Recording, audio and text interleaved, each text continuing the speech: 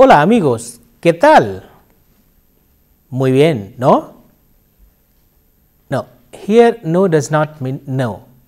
If asked interrogation, muy bien, ¿no? Means very well, isn't it? So, if the no expression is asked with the interrogation, it means isn't it. In the last lesson, you were introduced to the verbs llamarse and ser to introduce yourself. We have learnt like you say me llamo and your name, or you say soy and your name. Please refer to the conversation of Ravi, Anand and Kwan. We shall do the profession a little more in detail today in the first part of the lesson.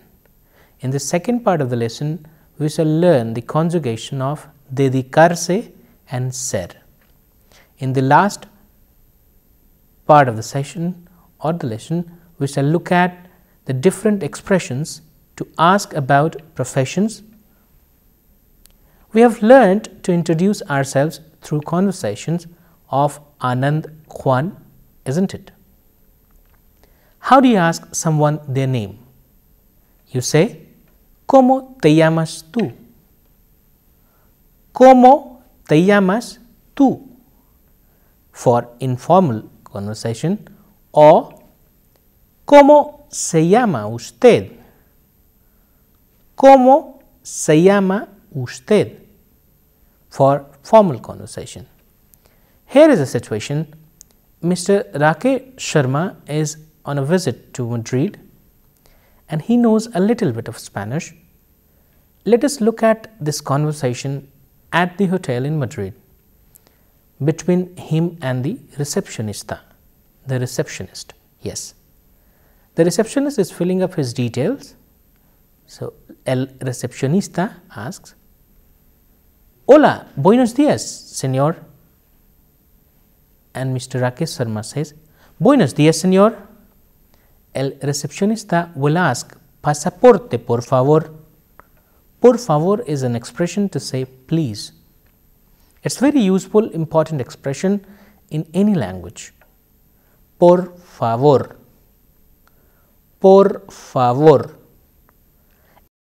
The receptionist is asking the passport of Mr. Sharma. The receptionist is asking the passport of Mr. Sharma, and Mr. Sharma shows him the passport. The receptionist then asks his name. ¿Cómo se llama usted? ¿Cómo se llama usted? Me llamo Rakesh Sharma. Rakesh Sharma. He repeats.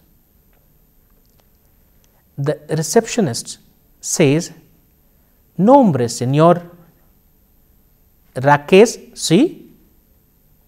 Mr. Rakesh Sharma says, Sí, señor. El apellido, señor. Apellido is the surname, or Mr. Sharma replies, Sharma. And the receptionist asks him to spell, and then Mr. Sharma spells it, and here shall I read out the conversation for you. Hola, buenos días, señor. Hola, buenos días. Pasaporte, por favor. And Mr. Sharma shows the passport. El señor Rakesh Sharma enseña el pasaporte. ¿Cómo se llama usted? Me llamo Rakesh Sharma. Rakesh Sharma. El nombre, señor. Rakesh. ¿Cómo se deletrea? How is it spelled? R-A-K-E-S-H.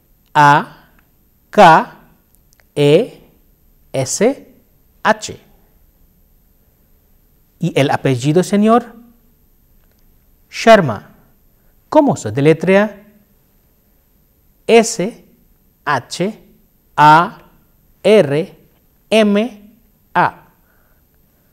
¿A qué se dedica usted? Soy director de una compañía. Mucho gusto. Gracias. Bienvenido al Hotel Palacio Real. Bienvenido is welcome. Señor Rakesh Sharma says, thank you, gracias. Hola, buenos días, señor. Hola, buenos días. Pasaporte, por favor. El señor Rakesh Sharma enseña el pasaporte. ¿Cómo se llama usted? Me llamo Rakesh Sharma. Rakesh Sharma. El nombre, señor. Rakesh. ¿Cómo se deletrea? How is it spelled? R-A-K-E-S-H. Y el apellido, señor. Sharma. ¿Cómo se deletrea? S-H-A-R-M-A. ¿A qué se dedica usted? Soy director de una compañía. Mucho gusto. Gracias, señor. Muy bien. Bienvenido al Hotel Palacio Real. Bienvenido is welcome. Gracias. In the conversation that we have just seen, to know that two expressions about name and profession are used in usted form. Since it is a formal conversation, the receptionist uses ¿Cómo se llama usted? To know the name, ¿a qué se dedica usted? To know the profession.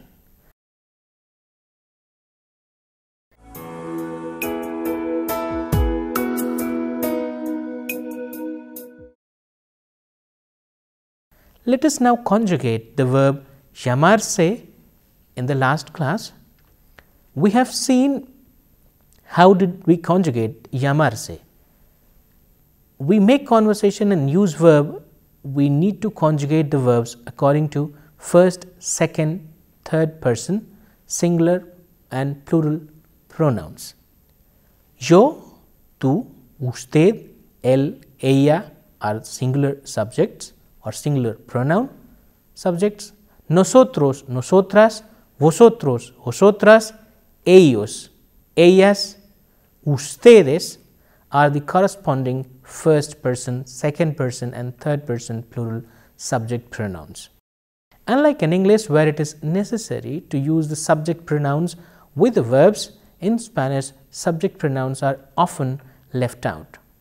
In some specific context, their use is essential, but if they are used always, it reflects an overuse because the Spanish verb forms often make it clear who the subject is. Like in the example, me llamo is only used for yo, the first person pronoun subject. So, when you say me llamo, it is implied that it is for yo. Therefore, you need not again say yo me llamo unless the context demands it. Now, here goes the conjugation of verb llamarse. Llamarse. Me llamo, te llamas, se llama, nos llamamos, os llamáis, se llaman. The question we make are, ¿Cómo te llamas tú? The answer would be, me llamo and the name. ¿Cómo se llama usted? Me llamo and the name. ¿Cómo se llama él? If we are asking about somebody, as in what is his name. ¿Cómo se llama él? Is where you need to specify the subject pronoun, because in the first question, ¿Cómo se llama usted? You are asking what is your name or how do you call yourself, and in the second question, ¿Cómo se llama él? You are referring the question that what his name is or how he calls himself. ¿Cómo se llama ella?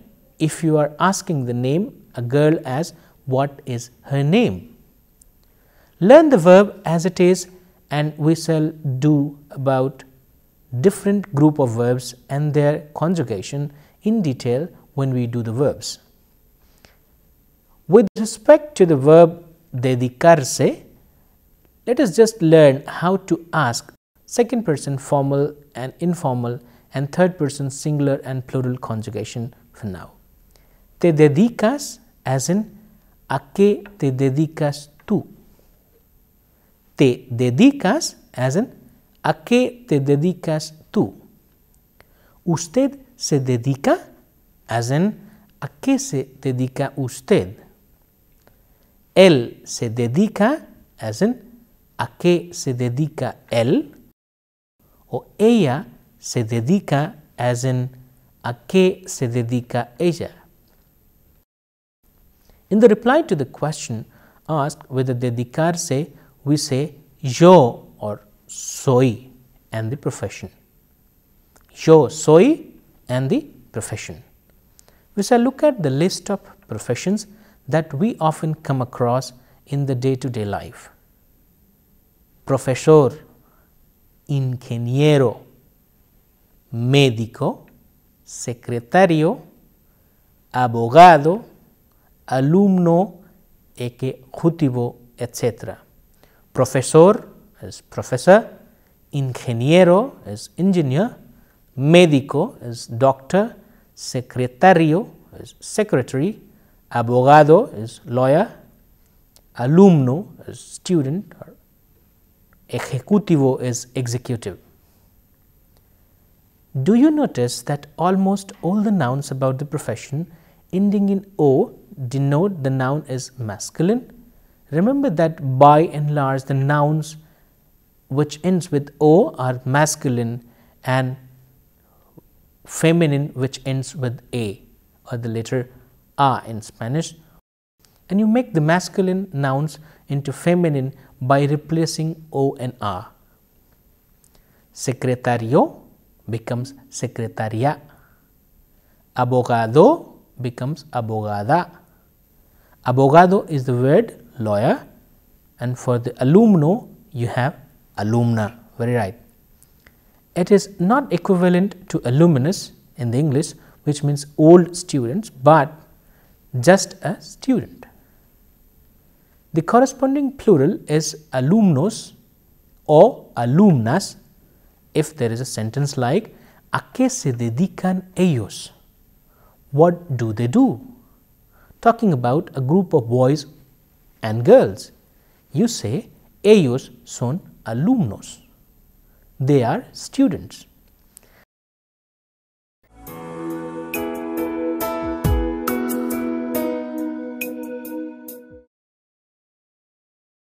Let us learn the verb ser and its conjugation and how do we use to talk about the professions.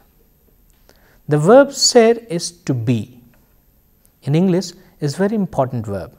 You use it like to talk about yourself, your profession, and later with some adjectives, etc.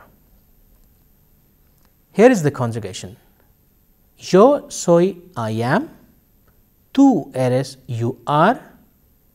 Usted es, you are formal. Él es, he is. Ella es, she is. Nosotros somos, we are. Vosotros sois, you are. Ustedes son, you are, formal again. Ellos son, they are. Ellas son, they are. Remember, the verb ser is not used as auxiliary verb to say I am doing something or I am working. You will get it clarified better when you learn to use different verbs and their conjugation. Let us now see what we can say with the verb ser. Yo soy Rakesh Sharma. O me llamo Rakesh Sharma. Soy director de una compañía multinacional. You have understood these sentences very well. You can practice it with your own name, profession, and you can also ask other person his information. If someone asks you, ¿Usted es el señor Rakesh Sharma? If you are not that person, you just say, no, no soy, no, I am not. And if you are the person and you say, yo soy, and your name, you just put a no before a verb to negate. Yes, in Spanish, you just say the word no before the verb to negate your statement or put a negative statement. Yo soy ingeniero. I am an engineer. Yo no soy ingeniero. I am not an engineer. Tú eres alumno. You are a student. Tú no eres profesor. You are not a professor. ¿Es usted Ramón? Are you Ramón? No, soy Juan. No, I am John. So the question goes, ¿Es usted Ramón? Are you Ramón? No, soy Juan. No, I am John. You need to pause after no in oral communication to negate and make other sentences, otherwise it causes ambiguity. I would repeat the sentence again. ¿Es usted Ramón? Are you Ramón? No, soy Juan. No, I am John. So you see that you have to pause to make the statement clear. In written expression, you need to put a full stop after no, so that you negate the statement and then make another sentence or statement in the following example. Yo soy Ramón, or yo no soy Ramón, soy Juan. Yo no soy Ramón, soy Juan. If there is a sentence like, ¿Es usted profesor? Are you a professor? Do you notice the verb and the subject inversion to make questions? Yes, to make interrogative sentences, you inverse the subject and verb, or you do not inverse and the intonation changes with the interrogation. We shall learn about accentuation, interrogation in another lesson. There is another way to ask about profession or what you do. ¿Qué haces? What do you do? Or what are you doing? ¿A qué te dedicas?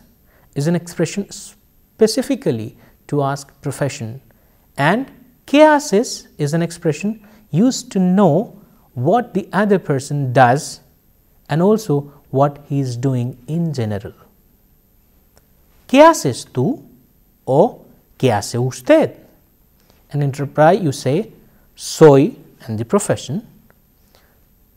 This is the verb hacer, which means to do, and we shall learn in the next class in detail about this verb hacer. One more way of asking about profession. ¿Cuál es tu profesión? ¿Cuál es tu profesión? Would literally mean which is your profession. Es form the verb ser, which we have learned today. To summarize briefly, today we have learned the verbs dedicarse in detail and have also seen the affirmative, negative and interrogative sentences briefly. Here is the structure. ¿Qué haces? ¿A qué se dedica? ¿O a qué te dedicas? ¿O cuál es tu profesión? And in reply you say soy and the profession. To learn more about different professions, you may look at the glossary. Bye, adios for now, hasta luego, meet you in the next session, ciao.